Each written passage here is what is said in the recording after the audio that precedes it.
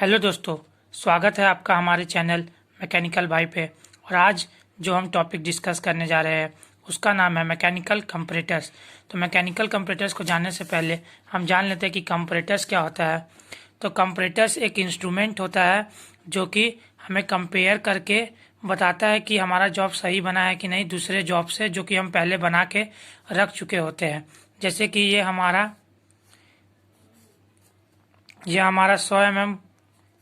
100 mm length का job है और हमने पहले से ही एक जॉब बना के रखा हुआ था जो 100 mm लेंथ का था। 100 mm लेंथ का था। ये अननोन स्टैंडर्ड हो गया, स्टैंड, और ये non standard.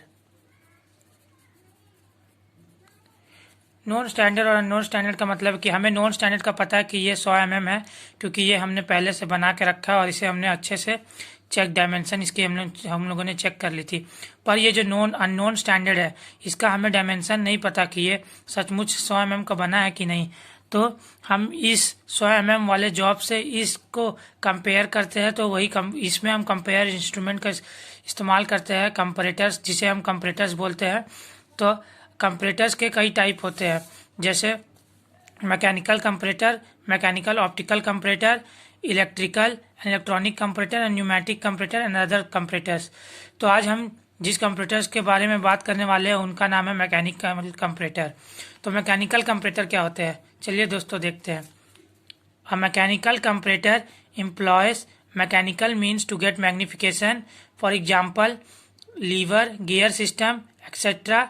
It manufacturing require high degree of skill and accuracy. तो इसका मतलब है मैकेनिकल कंपैरेटर्स वो कंपैरेटर्स होते हैं जो ह्यूमन बीइंग, इंसान द्वारा ऑपरेट होते हैं। जैसे कि मैकेनिकल कंपैरेटर्स में हम लोग कई सारे उसमें गियर लगे रहते हैं, उसमें कई सारे गियर लगा रहते हैं जो कि इंसान द्वारा उसको ऑपरेट किया जाता है। It manufacturing require high degree of skill and accuracy.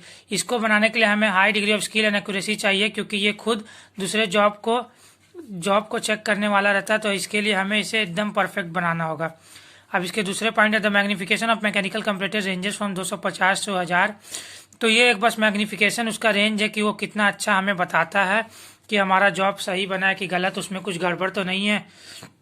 हमारा जॉब सही बना कि गलत, उसमें कुछ गड़बड़ तो नहीं है। इसका रेंज बहुत कम है, पर जैसे जैसे हम और कंपैरेटर्स में आएंगे, इलेक्ट्रिकल, न्यूमेटिक, तो इसकी रेंज बढ़ते जाएगी। वो सब कंपैरेटर इससे भी ज़्यादा अच्छे होते हैं।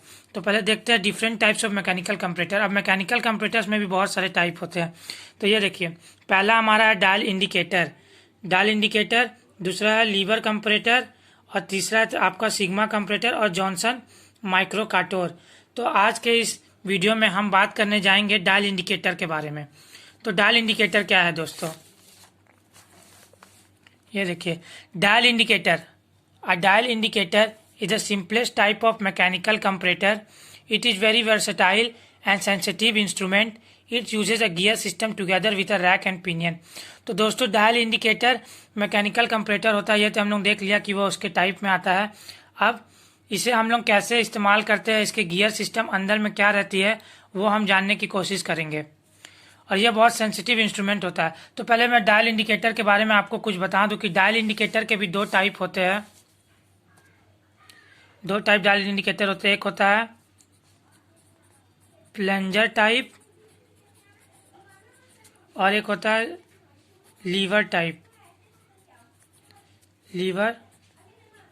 Dial indicator. तो दोस्तों ये दो टाइप के डायल इंडिकेटर हम इस्तेमाल करते हैं। ज़्यादातर हम प्लंगर टाइप डायल इंडिकेटर का इस्तेमाल करते हैं जब कोई भी हमें मशीन में अपने जॉब या टूल को हम लोग को ट्रू करके उसमें लगाना होता है। लीवर टाइप तो बहुत सेंसिटिव होता है, इसलिए हम उसको हम लोग बहुत हाईली एक्यूरेसी जब हम लोग को चाहिए होता है तभी हम लोग उसका इस्तेमाल करते हैं, उसी का इस्तेमाल करते हैं तभी हम लोग। अब और डायल इंडिकेटर के और दो टाइप होते हैं। जैसे मतलब इन दो टाइप में हम डायल इंडिकेटर को क्लासीफाई करते हैं। एक होता है आपका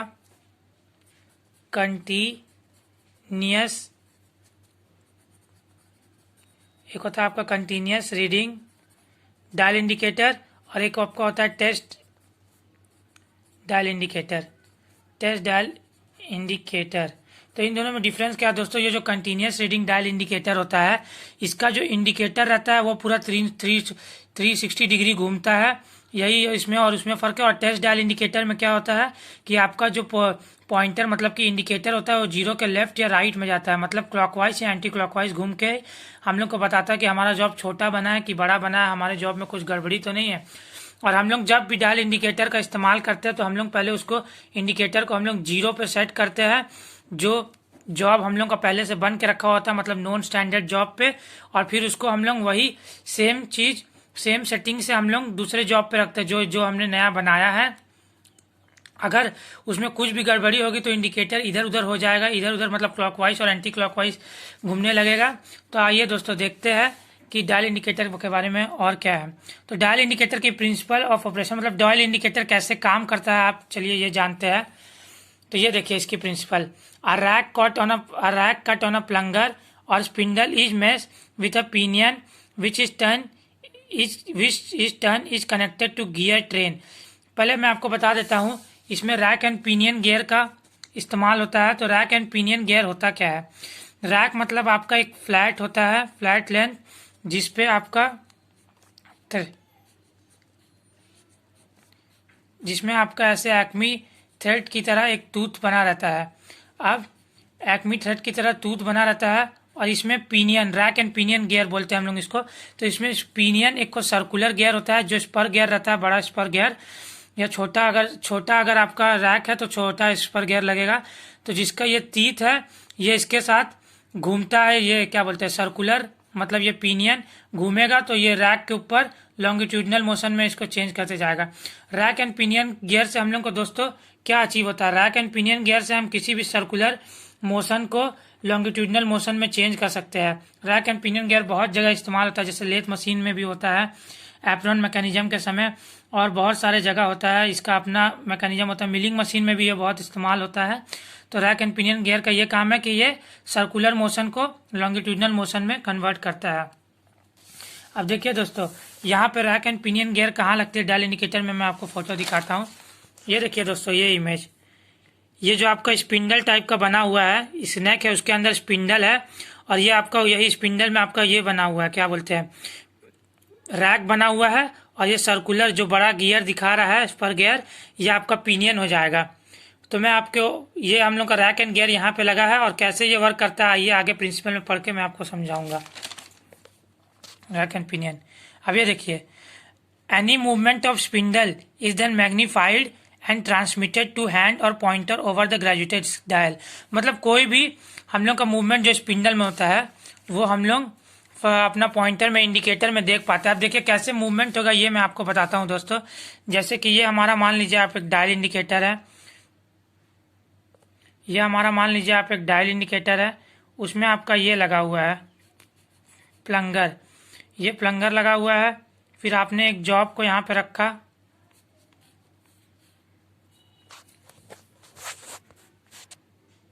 आपने एक जॉब को यहाँ पे रखा।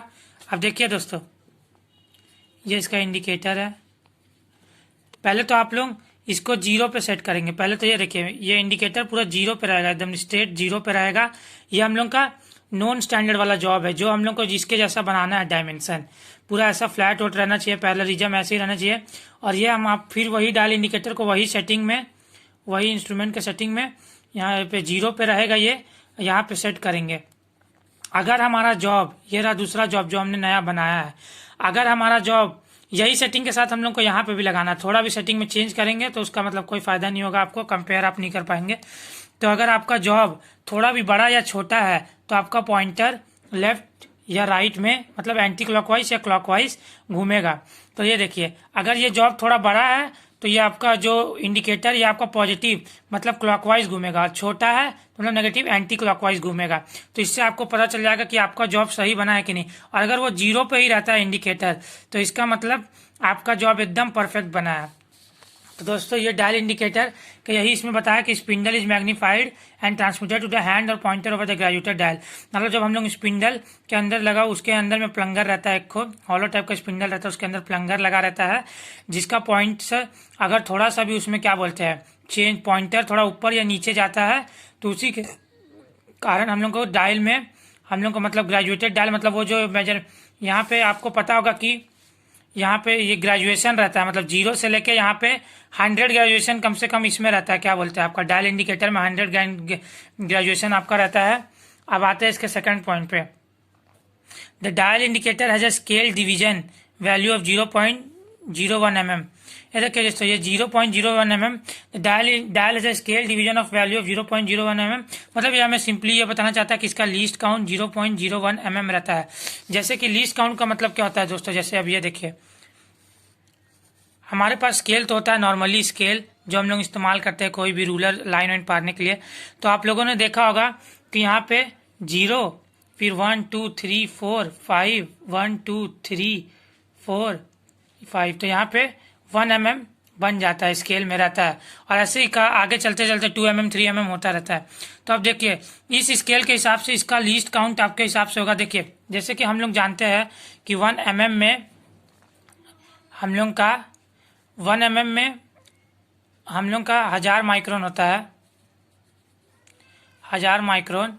और 1 सेंटीमीटर में हम लोग का 10 mm होता है। तो ये हम लोग का ये जो है 1 सेंटीमीटर है, सॉरी दोस्तों मैंने mm लिख दिया था, ये सेंटीमीटर है, 1 सेंटीमीटर है। अब देखिए 1 2 3 4 5 6 7 8, इसमें 10 सेंटीमीटर है। तो इसका मतलब जो एक डिवीजन है, सबसे पहला डिवीजन जो यहाँ पे है, ये देखिए सबसे पहला डिवीजन ये 1 mm का होगा, क्योंकि 1 mm 2 mm 3 mm 4 mm 5 mm 6 7 7 mm 8 mm 9 mm 10 mm, और 10 mm को मिला के 1 सेंटीमीटर बनता है, ये सेंटीमीटर। तो इसका लीस्ट काउंट हो जाएगा 1 mm, मतलब जो स्मॉलेस्ट इसका डिवीजन रहेगा, इस डिवीजन का जो हम लोग मेजर कर सकते हैं। तो हम लोग 1 mm तक इसको सबसे स्मॉलेस्ट में मेजर कर सकते हैं, तो इसका लीस्ट काउंट 1 mm। उसी प्रकार से ये डायल इंडिकेटर जो आपने बनाया है इसका रहता है आपका 0.01 mm, जिसको हम लोग 10 माइक्रोन भी बोल सकते हैं। अब दोस्तों हम लोग माइक्रोन से हम लोग को mm से माइक्रोन कैसे निकालते हैं ये आज देखते हैं, ये भी देख लेते हैं। ये देखिए जैसे आपका ये है 10 mm का जॉब, तो अब इसको आप माइक्रोन से निकालना तो आपको 1000 से बस मल्टीप्लाई कर देना है, हो गया आपका सिंपली 10,000 आएगा, ये 10,000 माइक्रोन हो जाएगा, 10,000 माइक्रोन में आपका निकल जाएगा आंसर। तो यही मतलब माइक्रोन 1 mm में 1000 होता है, तो मल्टीप्लाई कर देंगे आपका माइक्रोन निकल जाएगा। अब आइए दोस्तों आगे देखते हैं। Usually the whole arrangement is housed in a metal case, मतलब यही बोला है कि हम लोग जो डायल इंडिकेटर खरीदते उड़ते या कंपनी मैन्युफैक्चर करने के बाद उसको एक मेटल केस में हम लोग को देता है, जिससे मतलब वो एकदम सुरक्षित रहे, प्रोटेक्टेड रहे, उसका कुछ भी बिगड़े ना इंस्ट्रूमेंट, क्योंकि वो बहुत प्रिसाइज में मेजरमेंट के लिए इस्तेमाल होता है, एक्यूरेसी के लिए। इस प्रोडक्शन वही प्रोडक्शन के समय जो हम लोग बोला मैंने अभी। अब आगे देखते हैं। Dial is a graduated into 100 division, वही जो मैंने आपको बताया कि डायल इंडिकेटर पे हम लोग का 100 ग्रेजुएशन होता है, 0 से लेके 0 1 2 0 से लेकर 10 तक, फिर 10 से 20 20 से 30 ऐसे करके ग्रेजुएशन दिया जाता है। और 90 के बाद हम लोग का 100 नहीं लिखा रहता, डायरेक्ट 0 लिखा रहता, फिर भी वो ग्रेजुएशन 90 + 10 करेंगे तो आप लोग आएगा 100 ही। अब आगे देखिए, इसके बाद मैं आपको ड्राइंग में वो सब दिखाऊंगा, जो मैंने बातें बोली वो सब मैं आपको बताऊंगा, पहले पॉइंट वाइज सब समझ लीजिए। A suitable spring gives constant plunger pressure, मतलब वही, ये देखिए मैं आपको ड्राइंग दिखाता हूँ। ये आपने ड्राइंग देख रहे हैं, अब इसमें यहाँ पे एक स्प्रिंग लगा हुआ है, देखिए रिटर्न स्प्रिंग इसका नाम है। तो जैसे ये हम लोग का ये प्लंगर का पॉइंट है, जैसे ही कोई बड़ा जॉब जैसे आ गया, तो ये प्लंगर का जो पॉइंट है ये थोड़ा ऊपर जाएगा, क्योंकि जरूरी नहीं है कि मतलब, क्योंकि ये देखिए अगर आपका जो इसमें आप समझिए, ये देखिए जैसे कि ये आपका नॉन स्टैंडर्ड है, ये जॉब आपका इतनी है तो आपका प्लंगर यहीं पे रहेगा। पर अगर यही सेम सिस्टम आप इसमें लगाएंगे और आपका जॉब जैसे कि बड़ा निकला, तो आपका प्लंगर अपने आप ऊपर चल जाएगा, क्योंकि वो बड़ा चीज़ को वही सरफेस पे नहीं रख पाएगा। देखिए तो ये सरफेस मतलब मान लीजिए इसका सरफेस ये है, ये हो गया आपका नॉन स्टैंडर्ड और ये हो गया अननोन स्टैंडर्ड। तो यहाँ पे रखने सीधा आपको पता चल रहा है कि प्लंगर उतनी जगह में नहीं रख पाएगा, प्लंगर को थोड़ा ऊपर मूव होना पड़ेगा। तो इसी के चलते प्लंगर थोड़ा मूव होगा, तो इसीलिए स्प्रिंग हम लोग का लगा रहता है। ये देखिए स्प्रिंग लगा रहता है कि प्लंगर को इजिली मूवमेंट दे, प्लंगर में कुछ रुकावट ना है, प्लंगर को इजिली मूवमेंट दे। उसके बाद क्या लिखा है दोस्तों, वाइल हेयर स्प्रिंग में be employed to eliminate play और बैकलैश। तो दोस्तों ये स्प्रिंग हम लोग का बैकलैश को एलिमिनेट करने के लिए इस्तेमाल होता है। अब दोस्तों बैकलैश क्या होता है मैं आपको बता देता हूँ। बैकलैश जैसे आपको मैंने रैक एंड पिनियन गियर के बारे में यहाँ पे बताया है, तो बैकलैश वही होता है कि जैसे ये रैक एंड पिनियन अपना काम करेगा गियर के साथ साथ, गियर अपना अपना काम करेगा कि ये यहाँ से यहाँ मूव हो रहा, प्ले हो रहा, तो वही उसी को हम लोग बैकलैश बोलते हैं कि वो अपना काम कर रहा है बस। मतलब ये मूव हो रहा है यहाँ से यहाँ और उसको लॉन्गिट्यूडनल सर्कुलर से लॉन्गिट्यूडनल मोशन में इसको बदल रहा है और ये एकदम फ्री होकर काम कर रहा है, इसी को बोलते हैं हम लोग बैकलैश। अब आगे देखते हैं dial gauges. Dial gauges are usually available having dial graduated of 0.01 mm। मतलब वही डायल गेजेस में हम लोग डायल इंडिकेटर का इस समय बात कर रहे हैं। गेजेस मैंने दोस्तों जैसे गेजेस मतलब मैंने दोस्तों आपको पहले ही बताया था कि गेजेस वो इंस्ट्रूमेंट होते हैं जो इंस्ट्रूमेंट या फिर कोई जॉब को डायमेंशन को चेक करते हैं कि वो अपना सही बना है कि नहीं बना, अपने डायमेंशन में बना है कि नहीं बना है। इसमें दो लिमिट होता है, गो और नो गो। दो गो और नो गो साइज रहता है। अगर उसमें जॉब पास हो जाता है गो में पास हो जाता है तो मतलब सही है, और नहीं पास होता है मतलब गलत है। ऐसी नो गो में अगर चल जाता है तो मतलब गलत है, और नहीं चलता है तो मतलब सही बना है जॉब। तो इसी के हिसाब से हम लोग गेजेस का इस्तेमाल करके उसको चेक करते हैं।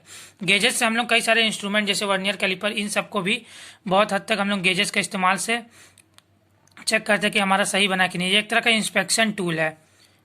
Some sensitive type of dial, जैसे कि मैंने दोस्तों आपको पहले ही बता दिया था कि डायल इंडिकेटर के दो टाइप होते हैं, plunger type and lever type. Lever type आपका बहुत सेंसिटिव होता है प्लंगर टाइप से, वो हम लोग कम से कम 1 माइक्रोन 2 माइक्रोन तक में मेजर करता है, कि मेजर कर सकता है। जैसे ये देखिए ग्रेजुएटेड 0.01 mm। मतलब ये हो गया आपका, अगर आप इसको 1000 से मल्टीप्लाई करेंगे तो आपका ये 10 माइक्रोन आ जाएगा, 10 माइक्रोन आ जाएगा। और इवन 0.02 mm तो ये आपका 20 माइक्रोन आ जाएगा। तो ये होता है आपका सेंसिटिव में। पर अगर आप सेंसिटिव डायल इंडिकेटर मतलब और ज़्यादा सेंसिटिव मतलब लीवर टाइप का इस्तेमाल करते हैं, some sensitive type of dial indicator gauge have graduation 0.00, यहाँ पे 0 मैंने काटा है, यहाँ पे 2 है, 0.002, तो यहाँ पे 2 हो गया मतलब mm, तो ये माइक्रोन हो गया, 2 माइक्रोन का ये हो गया।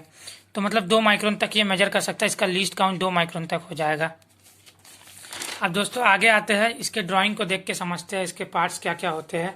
तो ये देखिए दोस्तों, ये हमारा है डायल इंडिकेटर, कुछ इस प्रकार का दिखता है। ये मैंने आपको जो बोला था 0 से लेके इसके ग्रेजुएशन 100 तक होता है। ये देखिए 90 के बाद 10, तो यहाँ पे 0 वापस लिखा जाता है, पर ये 100 ही काउंट किया जाता है क्योंकि 100 तो हो ही रहा है। अब ये देखिए, अब मैं इसके पार्ट्स को आपको धीरे धीरे बताऊंगा। पहले आप आ जाइए बीजल में। ये बहुत ही मेन पार्ट है इसका, बीजल। एक रोटेबल, इसको रोटेबल बीजल भी बोलते हैं क्योंकि ये जो बीजल होता है ना, इसके आउटर सरफेस पे सरकमफ्रेंस सरफेस पे ये रोटेट करता है। इसी से हम लोग कोई भी जॉब को जब हम लोग नॉन स्टैंडर्ड पे रखते हैं इस डायल इंडिकेटर को, कि मतलब डायल इंडिकेटर को हम लोग रखते हैं, डायल इंडिकेटर को हम लोग कहाँ लगाते हैं, सरफेस गेज या फिर हम लोग हाइट गेज के ऊपर डायल इंडिकेटर को लगाते हैं। एक जगह रहता है, आगे डिस्कस करेंगे हम, वो डायल इंडिकेटर को वहीं पे लगाते हैं। और फिर ये बीजल को हम लोग जब नॉन जॉब पे लगाते हैं तो इसको बीजल को रोटेट करके हम लोग जो इंडिकेटर इसका 0 पे ला देते हैं। ये बीजल को रोटेट करने से आपका इंडिकेटर 0 पे वापस आ जाता है, तो आपका नया मेजरमेंट के लिए तैयार हो जाता है कि सही नए जॉब को मेजर करने के लिए। तो 0 एकदम आपका बन गया, 0 पे रह गया। अब उसके बाद बीजल कहीं हिले ना, तो इसके लिए बीजल क्लैम्प दिया जाता है, उसको वही पोजीशन पे 0 पे क्लैम्प कर दिया जाता है। अब उसके बाद इंडिकेटिंग हैंड को देखते हैं। इंडिकेटिंग मतलब वही जो आपका ये पॉइंटर है जो इंडिकेट करता है कि आपका जॉब सही बना है कि नहीं गलत। अगर इस साइड जाता है क्लॉकवाइज तो मतलब बड़ा जॉब बना है, इस साइड जाता है तो छोटा। अगर 0 पे रहता है तो ये आपका हो जाएगा सही जॉब बना है। तो इसको डायल टेस्ट इंडिकेटर ही बोल सकते हैं। मैंने आपको बताया था राइट लेफ्ट होता है डायल टेस्ट इंडिकेटर। अब आगे आइए, ये नेक, इस पार्ट को नेक बोलते हैं, जिसके अंदर हम लोग का स्पिंडल लगा रहता है। इस पार्ट को स्पिंडल लगा रहता है, नेक बोलते हैं। इस अंदर के सिस्टम में आपको अभी दिखाऊंगा, पहले आप ये सिस्टम देख लीजिए। अब डस्ट कैप, ये डस्ट कैप लिखा है, कुछ नहीं है, बस ऊपर से कैप जैसा बना रहता है जो डस्ट को रोकता है, कचरा को किसी भी तरह से नेक में घुसने का। सिंपल सा ये चीज़ रहता है। अब देखिए इसका साइड व्यू देख लीजिए आप, साइड व्यू देख लीजिए डायल इंडिकेटर का कैसा था। माउंटिंग जिग, मैं आपको यही पार्ट बता रहा था, यही पार्ट पे हम लोग किसी भी चीज़ की वजह से स्क्रू बोल्ट वोल्ट की वजह से हम लोग बोल्ट वोल्ट या फिर बहुत सारे क्लैंपिंग जगह रहती है, हाइट गेज सरफेस गेज, ये सब टाइप के गेजेस में हम लोग डायल इंडिकेटर को सेट करके हम लोग चेक करते हैं, मतलब कंपरेटर की तरह इस्तेमाल करते हैं। अब ये क्या लिखा है, काउंटर पॉइंट। ये कुछ नहीं है, काउंटर पॉइंट मतलब वही है कि आपका जो प्लंगर जैसा बना रहता है स्पिंडल के इधर, ये आपका पॉइंट है जो सरफेस से हम लोग मिलाते हैं, सरफेस के ऊपर रखते हैं। अब इसके गियर सिस्टम को पूरा देखते हैं। तो पहले आपके आते हैं हम लोग टूटेड प्लंगर। टूटेड प्लंगर मतलब कुछ नहीं है, जो ये प्लंगर है यहाँ पे, ये प्लंगर है इसके अंदर, तो वहाँ पे तूत बना। मैंने आपको पहले ही बताया था कि कोई भी फ्लैट सरफेस पे अगर तूत बना है तो उसको हम लोग रैक बोलते हैं, इसीलिए इसमें रैक एंड पिनियन गियर का इस्तेमाल होता है। ये देखिए जैसे स्पिंडल हम लोग को तो इस समय वर्टिकली है, तो यहाँ पे हम लोग प्लंगर मतलब वर्टिकली है, तो यहाँ पे तूत बना हुआ वही लिखा है इसमें कि टूथेड प्लंगर है। यही टूथेड प्लंगर का मतलब होता है। आप गियर ट्रेन, इसमें एक गियर नहीं रहता, मतलब बहुत सारे गियर के मैचिंग से ही चलेगा कोई भी चीज़। गियर मतलब वही होता ही है कि बहुत सारे मैचिंग से वो पार्ट्स को मैचिंग से वो कोई मैकेनिज्म को परफॉर्म करते हैं मशीन सब में या फिर इंस्ट्रूमेंट सब में। तो ये देखिए गियर ट्रेन जो आपका है, अब गियर ट्रेन एक दो तीन चार गियर से गियर ट्रेन आपका बना हुआ है। ये देखिए रैक, मैंने जो आपको बोला था रैक एंड पिनियन, यही रैक होता है आपका। और पिनियन मतलब ये स्पर गियर जो बड़ा सा उसके ऊपर, तो ये सर्कुलर मोशन। जैसे देखिए जैसे ही हम आपका पहले पार्ट्स बता देता हूँ फिर मैं आपको समझाता हूँ। ये नीडल मतलब पॉइंटर ही है, तुरंत समझ जाइए आप। स्प्रिंग लोडेड सपोर्ट गियर, मतलब यहाँ पे भी एक कोई स्प्रिंग का गियर रहता है, सपोर्ट करता है इन सब गियर को। अब यहाँ पे फोर्स बैलेंस सेंटर गियर, यही एक को सेंटर गियर रहता है जिसके कारण ये चार सब जितने गियर है अपना सेंटर के मतलब इसके सेंटर के हिसाब से सब अपने सेट रहते हैं, कहीं इधर उधर मतलब एक जगह पे सबको रखता है, यही बात ये करता है। अब ये नेक हो गया, नेक के अंदर हम लोग का स्पिंडल रहता है, स्पिंडल से मतलब हम लोग प्लंगर इसमें बोलते हैं, इसका पॉइंटेड पार्ट को मतलब प्लंगर एक तरह से बोलते हैं। और harden ball point, harden ball point मतलब ये जो बना रहता है हम लोग का पॉइंट, इसका टिप बोल सकते हैं आप। ये टिप को स्पेशल मेटल का बना रहता है, जैसे एसएसएस, हाई स्पीड स्टील या कार्बाइड, यही सब है। क्योंकि ये देखिए यही मेन चीज़ है, इसका पॉइंट जो सरफेस से अटैच होकर हम लोग को बताता है कि हम लोग का कैसा बना है, सरफेस से अटैच होकर हम लोग को कंपेयर करने में मदद करता है। तो मैंने आपको रिटर्न स्प्रिंग के बारे में बता ही दिया था, नीडल वही मूव करेगा इसके हिसाब से। अब देखिए गियर ट्रेन हो गया, स्प्रिंग लोडेड सपोर्ट, टूथेड प्लंगर। तो जैसे ही आपका प्लंगर थोड़ा ऊपर नीचे होगा, तो देखिए ऊपर नीचे होगा तो इसमें गियर में थोड़ा सा मैंने आपको बताया था मूव होगा। तो गियर जैसे मूव होगा, गियर ये लॉन्गिट्यूड, ये जो अपना हम लोग का सीधा में है, स्ट्रेट में वर्टिकल पोजीशन में स्पिंडल, उसके अंदर जो रैक गियर लगा है थोड़ा सा मूव होगा, तो इसमें जो लगा हुआ है स्पर गियर वो भी थोड़ा सा मूव होगा। और गियर आपस में परफॉर्म करके ये इंडिकेटर को थोड़ा मूव करने में वो करेंगे। तो हम लोग को जैसे ऊपर जाएगा ये, तो मतलब हम लोग का जॉब बड़ा है तो गियर क्लॉकवाइज हो जाएगा। नीचे मतलब जॉब छोटा रहेगा तो ये इसको थोड़ा नीचे जाना पड़ेगा जॉब को सरफेस को टच करने के लिए, तो हम लोग का ये हो जाएगा। अगर बराबर रहेगा तो वही जीरो इंडिकेटर, मतलब जीरो पे ऊपर वहीं पे रह जाएगा, जीरो पे ही रह जाएगा, कहीं भी हिलेगा नहीं। अब यूजेज ऑफ डायल इंडिकेटर के यूजेज भी थोड़ा देख लेते हैं। डायल इंडिकेटर कहाँ पे इस्तेमाल किया जाता है? Determining the error in geometrical form से टेपर, राउंडनेस एंड ओवालिटी एक्सेट्रा। मतलब यही है कि हम लोग कोई भी ज्योमेट्रिकल मतलब कोई भी, जैसे देखिए ये आपका जॉब है, कोई भी शेप या कोई भी सरफेस फ्लैट है कि नहीं है, टेपर है कैसा है। तो पहले हम लोग का जैसे ये जॉब है, ये हम लोग का जॉब बना है 2 जॉब, ये जॉब आपका पूरा फ्लैट है, ये आपने मेजर कर चुका है, ये पूरा फ्लैट है आपका, मतलब एक तरह से फ्लैट मतलब आप बोल सकते हो 180 डिग्री पे है, ये आपने कंप्यूटर से कंपेयर कर लिया। पर ये जो आपका जॉब है ये थोड़ा सा यहाँ पे मतलब टेपर टाइप का बना हुआ है, तो अगर आप यहाँ पे इंडिकेट करते हैं तो इसका पॉइंटर अपने आप मूव हो जाएगा। अगर आप इससे ये जॉब करने के बाद यही सिस्टम को इसमें सेट करते हैं, एकदम जैसे इसमें सेट था वैसे यहाँ पे बस ला के इसके ऊपर रख देना है, तो ये आपको बता देगा कि ये थोड़ा सा टेपर है, थोड़ा सा मूव कर देगा इसका इंडिकेटर में भी वही है, फ्लैटनेस में भी कोई अगर ये पूरा फ्लैट है तो इससे चेक कंपेयर करेगा। तो अगर थोड़ा सा भी पॉइंटर हिलेगा इसके ऊपर रख के हम लोग देखेंगे, थोड़ा सा भी हिलेगा तो इसका मतलब ये आपका जॉब गलत बना है, ये पूरा पैरेलल नहीं है। वही चीज़ इसमें बताया कि पैरेलल ओवैलिटी को चेक करता है। आगे देखते हैं determining the errors in a surface से alignment and parallelism and squareness. पहले तो मैं आपको दोस्तों अलाइनमेंट को ऊपर कुछ बता देता हूँ कि अलाइनमेंट होता क्या है। अलाइनमेंट मतलब कोई भी चीज़ को जैसा आप पोजीशन में चाहते हो उस पोजीशन में आप उस चीज़ को अलाइन कर रहे हैं, मतलब रख रहे हैं। जैसे कि हम लोग लेथ मशीन के सेंटर पे हम लोग को हमेशा सिखाया जाता है कि लेथ मशीन के सेंटर पे जो हम लोग जॉब रखते हैं वो हमेशा हम लोग का एकदम सीधा रहे, मतलब एकदम ट्रू रहे। तो ये मतलब स्ट्रेट हो गया, हम लोग स्ट्रेट अलाइनमेंट इसमें कर दिया। और जैसे कि हम लोग को टेपर अलाइनमेंट चाहिए तो इसको थोड़ा टेपर कर देंगे और उसको उसके साथ अलाइनमेंट कर देंगे। तो अलाइनमेंट मतलब वही उसको सेटिंग करना होता है। तो आप अलाइनमेंट मतलब समझ गए होंगे दोस्तों। अब देखिए वही अलाइनमेंट, पैरेललिज्म, स्क्वायरनेस एक्सेट्रा। तो जैसा आप चाहते हैं आपको वैसा अलाइनमेंट हुआ कि नहीं। जैसे आप स्ट्रेट चाहते हैं तो आपको स्ट्रेट मतलब हम लोग का एक सरफेस प्लेट आता है जो एकदम 90 डिग्री में बना रहता है, फ्लैट रहता है पूरा। आप उसके ऊपर पहले इसको डायल इंडिकेटर को रख देंगे, मतलब सरफेस गेज में लगा के 0 डिग्री पे सेट कर देंगे। फिर वही डायल इंडिकेटर को ला के आप हम लोग के जॉब को ऊपर रख देंगे जो हम लोगों ने लगाया है, और देखेंगे कि वो पूरा पैरेलल है कि नहीं। फिर आप देखेंगे कि एकदम स्ट्रेट अलाइनमेंट है कि नहीं। तो आप उससे कंपेयर कर सकते हैं। मतलब आपको समझ गए होंगे कि एक दूसरे से कंपेयर करने के लिए हम लोग कंपैरेटर का इस्तेमाल करते हैं। अब आ गया ये एक स्क्वायर है, मतलब स्क्वायर टाइप का जॉब है, 90 डिग्री बना हुआ हर जगह से फ्लैट है कि नहीं। तो हम लोग दूसरे स्क्वायर जो पूरा नॉन स्टैंडर्ड है, पूरा अच्छे से स्क्वायर बना हुआ 90 डिग्री पे, मतलब ट्रू स्क्वायर जैसा है, तो उसके ऊपर रखते हैं हम लोग डाल इंडिकेटर, फिर इसके ऊपर रखते हैं। अगर ये जॉब हमारा सही बना रहेगा तो पूरा स्क्वायर रहेगा। देखते third point, use for comparison of two height और distance within small limit.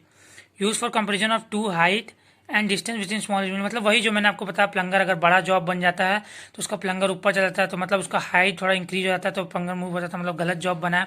Distance मतलब वही आप लोग लेंथ में रख देंगे, तो मतलब डिस्टेंस हो जाएगा कि आप अलग अलग जगह पे रख के देख के अलग अलग फिर अननोन स्टैंडर्ड पे रख के देखेंगे कि सही बना है कि नहीं, उतनी डिस्टेंस पे है कि नहीं। इसी मतलब कंपेयर करने के लिए इस्तेमाल होता है, ये भी वही है चीज़ बोला गया इसमें भी।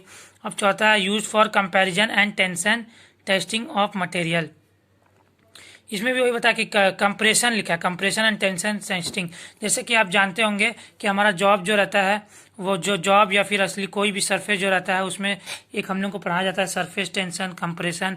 तो उसका क्या हम लोग इससे भी चेक कर सकते हैं डायल इंडिकेटर की मदद से। तो कंप्रेशन मतलब टेंशन मतलब थोड़ा सा भी उसमें उसका कोई रफ सरफेस तो नहीं है, तो आप जाकर उसको पहले रखेंगे एकदम फ्लैट सरफेस पे, जैसा आपका जॉब नॉन स्टैंडर्ड है, फिर आप जॉब पे रखेंगे, थोड़ा सा उसमें गड़बड़ होगा तो डायल इंडिकेटर होगा। इसमें भी वही चीज़ सेम चीज़ बताया गया दोस्तों। अब आगे देखते हैं प्रैक्टिकल एप्लीकेशन।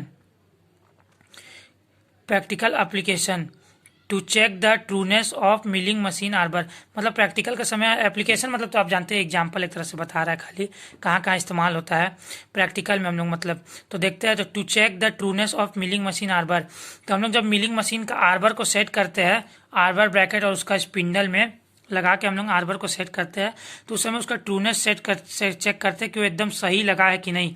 थोड़ा सा भी अगर आपका डायल इंडिकेटर का पॉइंटर में कुछ भी अगर चेंज आएगा तो इसका मतलब आपका जॉब पूरा ट्रू नहीं लगा है, उसको आपको पूरा अच्छे से लगाया जाता है 180 डिग्री पे। तो आपको चेक करने के लिए वही चेक करना पड़ता है, कंपेयर करना पड़ता है डायल इंडिकेटर की मदद से। To check the parallelism of the shape machine and ram, यहाँ पे शेप मतलब शेपर मशीन का बात किया गया है, उसके जो रैम रहता है उसका पैरेललिज्म हम लोग चेक करते हैं, उसका ऊपर पार्ट को रैम बोलते हैं, जो मूव करता है बहुत ही मेन हिस्सा है उसका, तो उसके पैरेललिज्म को चेक करते हैं। जैसे मैंने आपको बताया कि पहले रख देते हैं पैरेलल जॉब पे और उसको चेक कर लेते हैं और जीरो पे सेट करके फिर इस जॉब पे रख देंगे, मतलब रैम पे रख देंगे इसका और चेक करेंगे जीरो पे बना है कि नहीं। अब आता है तीसरा आपका, तो check the alignment of lathe machine centre by using the bar between the centre.